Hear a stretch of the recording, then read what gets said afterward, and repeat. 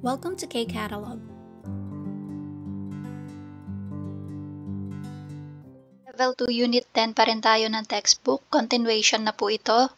Part 2 na ng vocabulary and grammar. So, ang sabi dito, Haesakaji otokhegayo, paano ka daw nagpupunta sa iyong trabahong pinapasukan or sa kumpanya mo, opisina? So, tingnan natin. Sabi, bus를 tada, sumakay ng bus. Tapos, susundan lang natin, no? 교통카드로 요금을 내다. So, ibig sabihin, magbayad ng pamasahe. So, yung 요금, pamasahe. Paano magbabayad? By using yung 교통카드 or transportation card. Next, bus에서 내리다. So, dun sa bus na sinakyan mo, bababa ka. And then, 지하철로 갈아타다. Subway, 지하철. 갈아타다, ibig sabihin to transfer. So, magpapalit ka ng sasakyan. From bus, magta-transfer ka to subway. And then, 1번 출구로 나가다. So, mag-exit ka daw, nagada, lalabas ka sa exit number 1, 1번 출구. Okay, so ayan, exit number 1 nakalagay. Tapos, 회사가 보이다, makikita na daw yung kumpanya or opisina na pinapasukan. So, yan yung example niya, no? Try natin yung kasunod. Sabi dito, 여러분은 한국어 교실에서 집까지 어떻게 가요?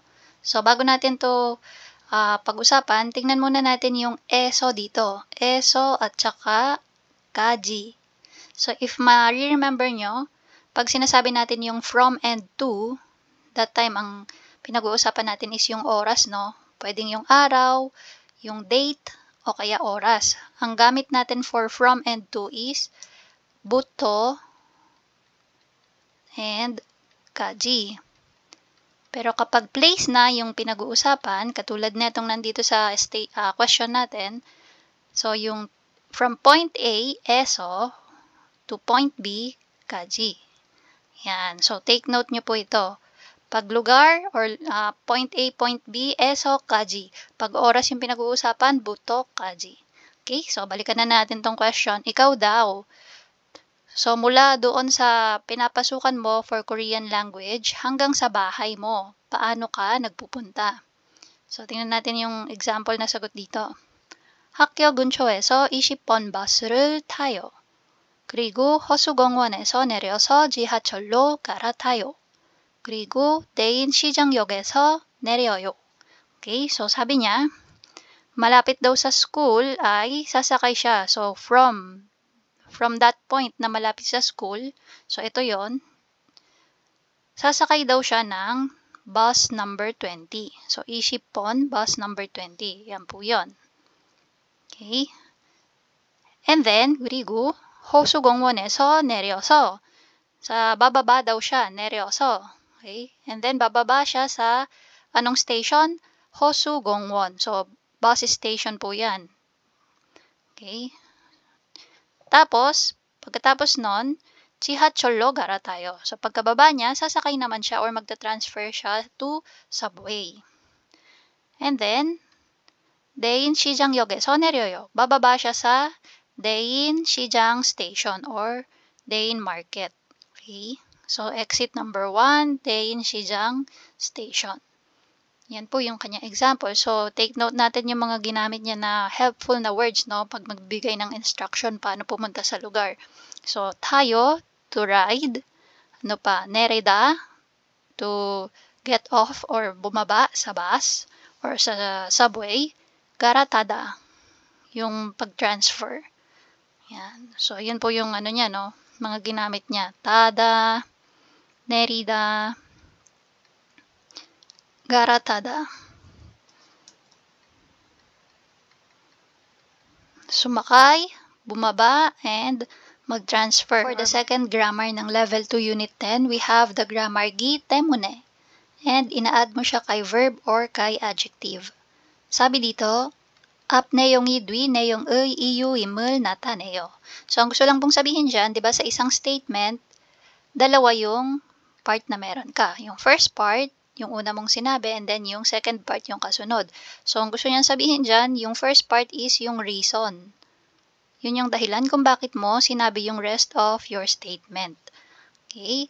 So, para mas maintindihan natin, Ang gusto niyang sabihin is pag nagdadahilan ka. So, yung word na i-associate natin sa Tagalog is dahil. Dahil. Sa English, because. Yan. Example dito, sabi, 택시를 타고 갈까요? Ano po kaya kung sumakay tayo ng taxi? And then, sagot ng kausap niya, 지금은 길이 막히기 때문에 요금이 많이 나올 거예요. So, analyze natin tong statement na sinagot. So, yung first part, sabi niya, 지금은 길이 막히기 때문에. Tapos, yung second part is, 요금이 많이 나올 거예요. So, ito si A. Okay. So, ito yung rason. Ano yung rason niya? Dahil matraffic ang daan ngayon. Okay?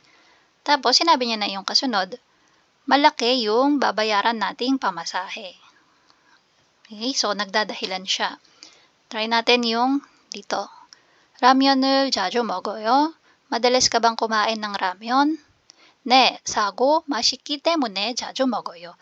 Opo, mura na at masarap, kaya madalas ko siyang kainin. So, pwede din si kaya, no? Or, kung gusto natin gawin si dahil, opo, dahil mura na at masarap, madalas ko siyang kainin. So, dito naman, 도시에는 사람이 많기 때문에 교통이 복잡합니다.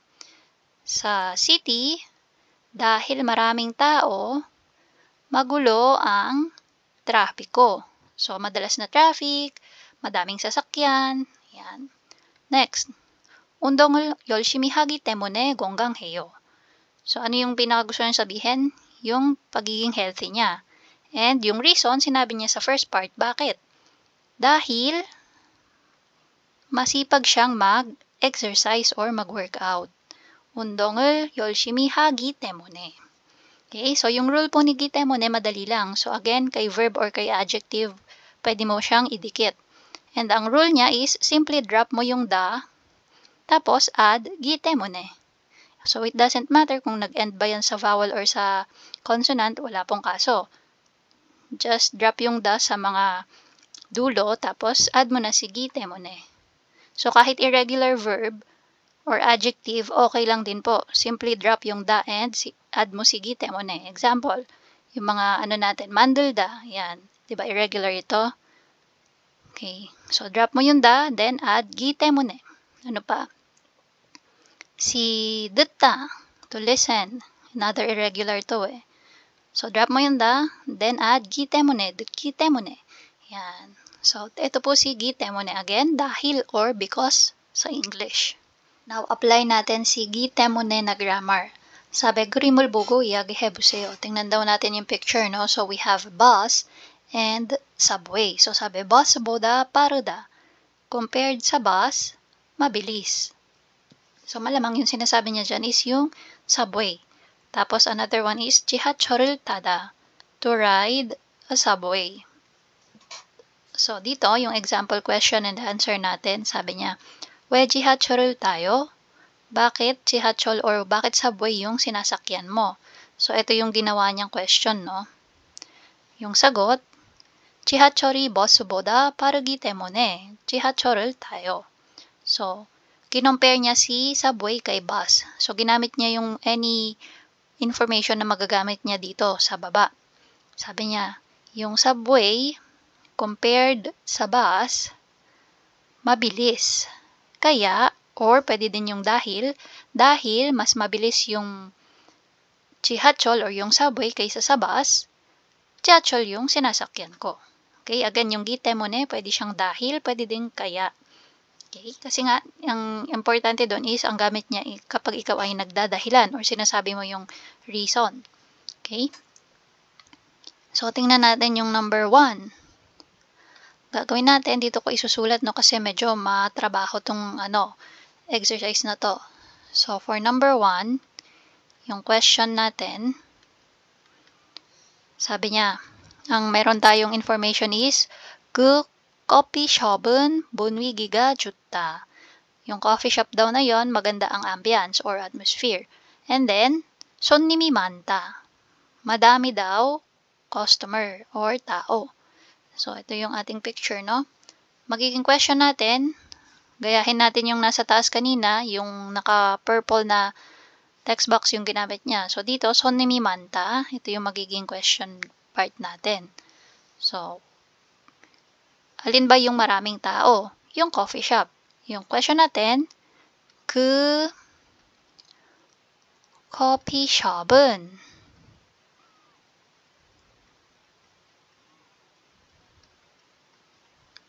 왜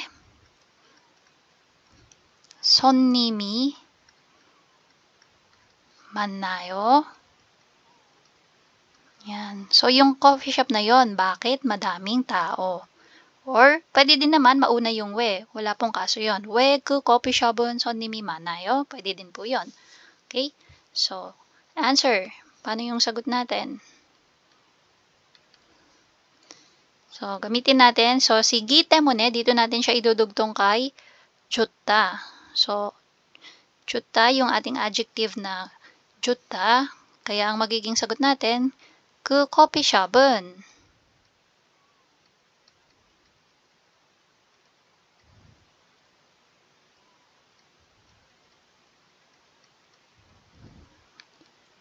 분위기가 좋기 때문에. Yan, 분위기가 좋기 때문에. So, ito yung first part natin. Tapos, yung second part ng statement, 손님이 많아요. 손님이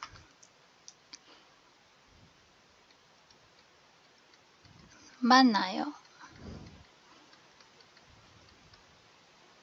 Ayan.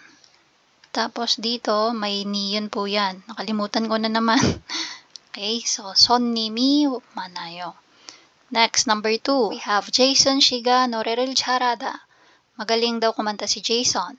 인기가 많다. Sikat siya. Okay, so magaling kumanta si Jason, sikat siya. Magiging question natin, bakit sikat si Jason?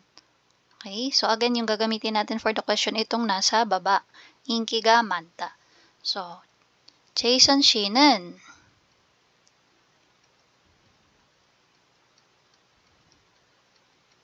왜 인기가 많아요? Bakit sikat si Jason? And then, yung magiging sagot natin, bakit nga ba? Kasi magaling siyang kumanta. So, yung 잘하다, dito natin idudugtong si 기 때문에. So, yung magiging sagot natin, Jason 씨는 노래를 잘하기 때문에. Yan yung first part ng statement natin, no? 잘하기 때문에. Second part, 인기가 많아요.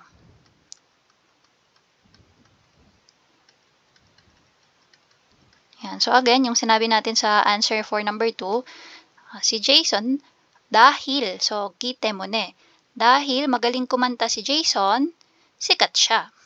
Okay? Next, number 3. 부모님이 한국에 오시다. Darating daw sa Korea yung kanyang magulang. Tapos, 주말에 못 만나다. 못 만나다. So, hindi daw makakapag-meet ng weekend. So, kung sino man yung kausap niya. Now, magiging question, bakit hindi makakapag-meet ng weekend? Okay? So, 왜 주말에 못 만나요?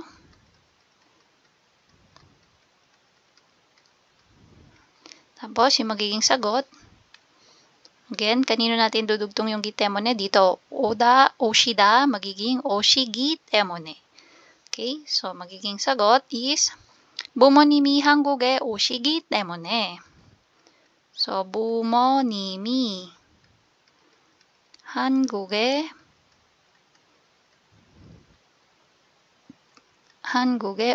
오시기 때문에. Tapos, 주말에 못 만나요. 주말에 못 만나요. Ayan. Sabi niya, dahil darating yung mga magulang ko sa Korea, hindi tayo makakapag-meet ng weekend. Okay? Sa number 2, sabi, 여러분 물건을 살 때 주로 어디에서 사요?